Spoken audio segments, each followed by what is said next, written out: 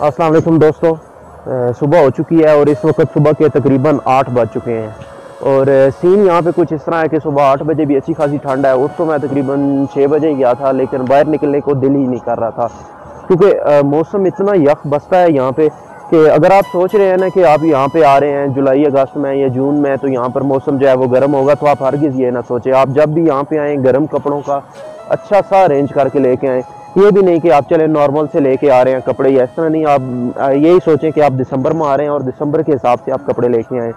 तो बाकी दूसरी चीज़ जो मैंने यहाँ पे नोट की है वो ये है कि खाने पीने का इंतज़ाम जो है ना कोशिश करें अपना ही करें, क्योंकि मैंने यहाँ पे कुछ सफाई की जो कंडीशन है ना वो इतनी अच्छी नहीं देखी। और बाकी सुबह उठे, हम उठ के झील के करीब आए हैं कैंप से निकल के बोटिंग वगैरह के लिए।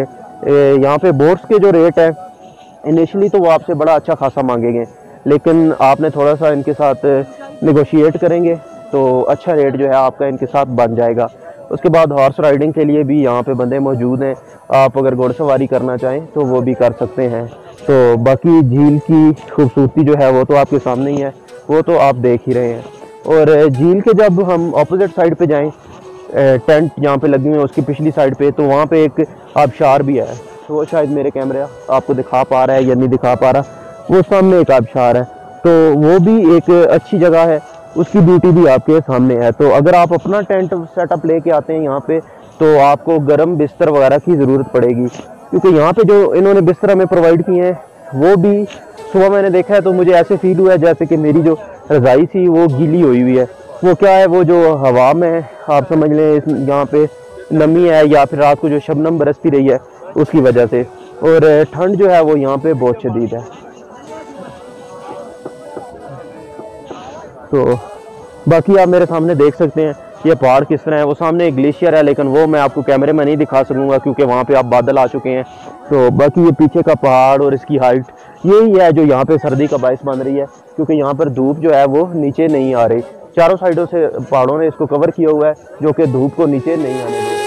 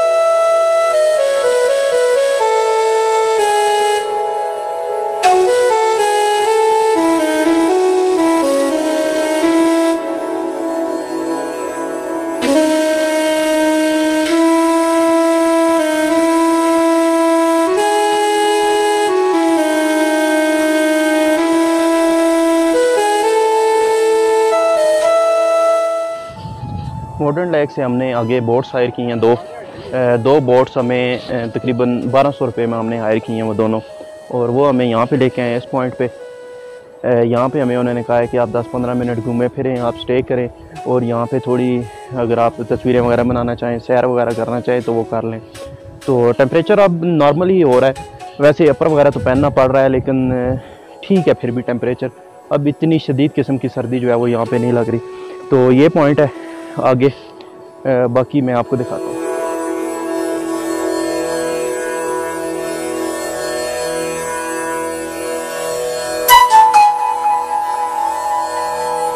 पॉइंट पे सामने की तरफ जाने के लिए ये ब्रिज बना हुआ है, एक ब्रिज और भी है, उसकी तस्वीर जो है ये वीडियो मैं आपको बाद में दिखाता हूँ जब हम वापस जाएंगे। तो एक ब्रिज जो है यहाँ पे ये है, ये लकड़ियाँ और फटियाँ जोड़ के बनाया हुआ है। कोशिश करें एक टाइम में एक ही बंदा इसके ऊपर से गुजरे।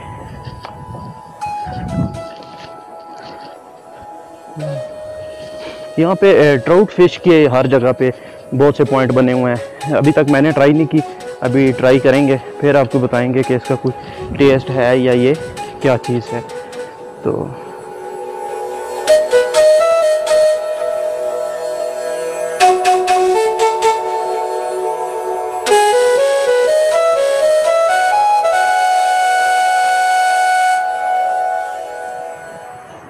इस पॉइंट पे हम अब घूम चुके हैं। टाइम भी हमारा पूरा हो गया है जो हमने बोट वालों के साथ डिसाइड किया हुआ था, और बाकी विज़िट भी कर लिया है, देख लिया है क्या है, बस इतना ही होता है। रह तो बंदा यहाँ पे सकता नहीं है, कभी ना कभी दिन को शाम को कभी ना कभी तो आपने वापस अपनी असल मकाम की तरफ लौट के जाना ही होता है। तो टेम्परेचर की अभी भी सूरत हाल आपको बताऊं तो अभी भी टेम्परेचर जो है वो ऑप्टिमम ही है।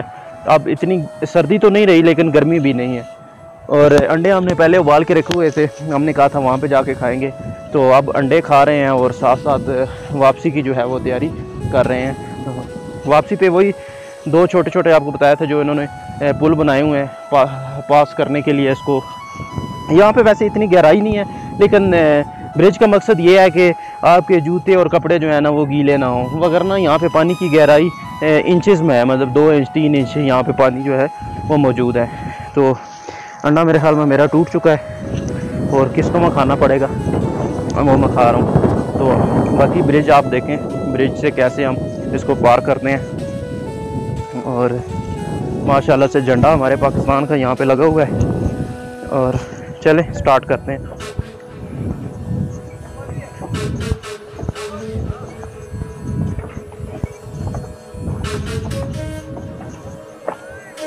लकड़ी इसकी कंडीशन देख के ये लग रहा है ये काफ़ी पुरानी लकड़ी है, ये कोई नया ब्रिज नहीं लग रहा, या फिर अगर ब्रिज नया भी है तो ये लकड़ी जो इस पे लगी हुई है ये काफ़ी पुरानी लकड़ी है। तो ये नए कॉटेजेस बन रहे हैं यहाँ पे, उम्मीद है इनमें रिहाइश का सिस्टम अच्छा होगा, क्योंकि मैंने देखा है इनके साथ इन्होंने अटैच बाथ भी जो है वो भी बनाई है।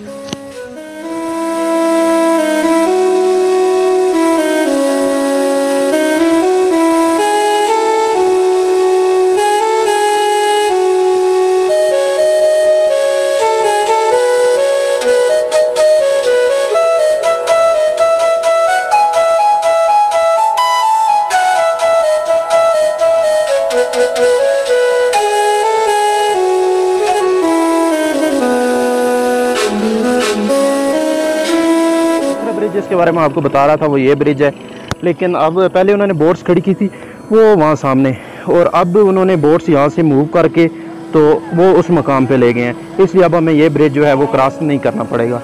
तो चलते हैं आप बोट्स की जानिब।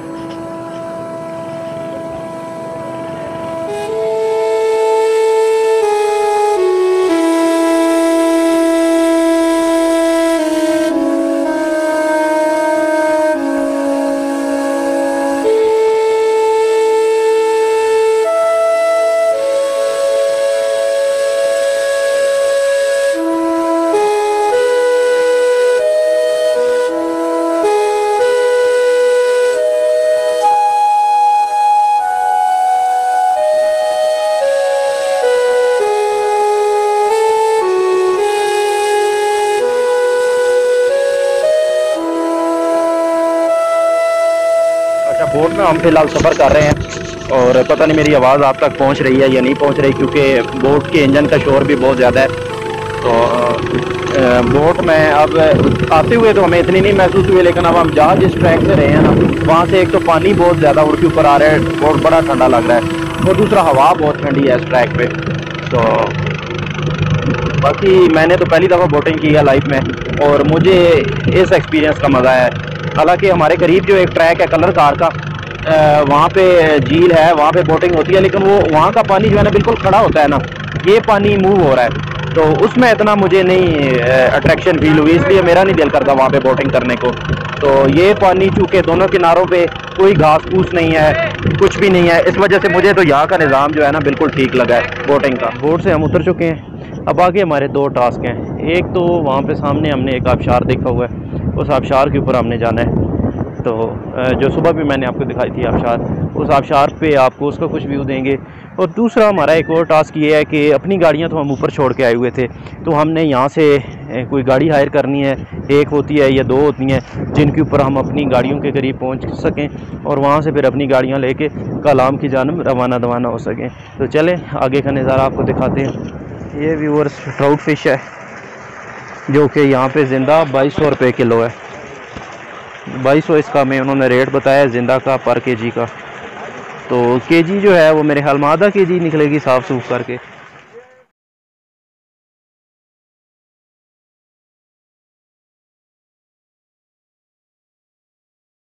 अच्छा दोस्तों, ये वो टरबाइन है जिसका रात को मैं आपको बता रहा था कि यहाँ से आप मेरे को बिजली जो यहाँ पे सारी प्रोवाइड होती है वो यहाँ से होती है।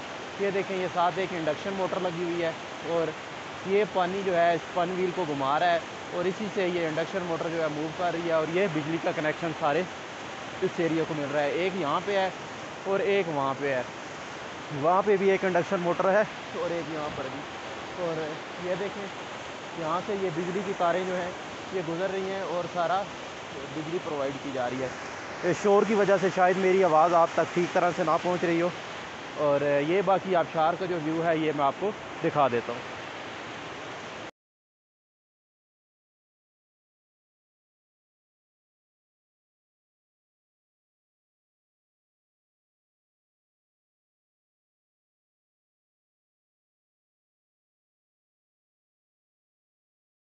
आबशार का पानी जो है ना वो काफ़ी ज़्यादा ठंडा है और यहाँ पे पानी का प्रेशर जो है ना और स्पीड भी बहुत ज़्यादा है, क्योंकि पत्थर ज़्यादा है। जहाँ पे पत्थर ज़्यादा होना हमेशा याद रखिएगा, वहाँ पे पानी की रफ्तार जो है वो तेज़ हो जाती है।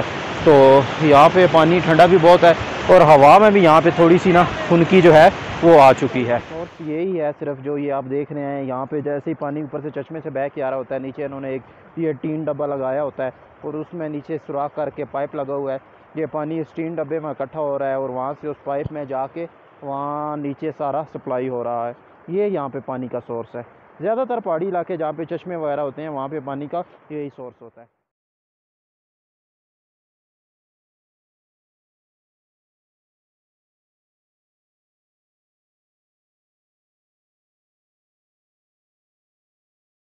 व्यूवर्स, वापसी के लिए हमने ये गाड़ी हायर कर ली है। ये भी टोयोटा का ही है, पुराना मॉडल टोयोटा, और ये है भी 4x4।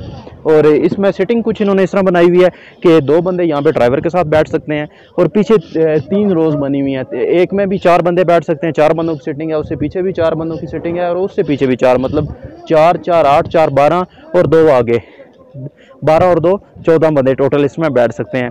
और गाड़ी का ये मैं बताऊं कि इनके साथ इन्होंने 6000 रुपये हमसे मांगा था और 5500 में हमारी इनके साथ डील होगी है, जो कि मेरे ख्याल में बेस्ट एट इट्स लेवल है।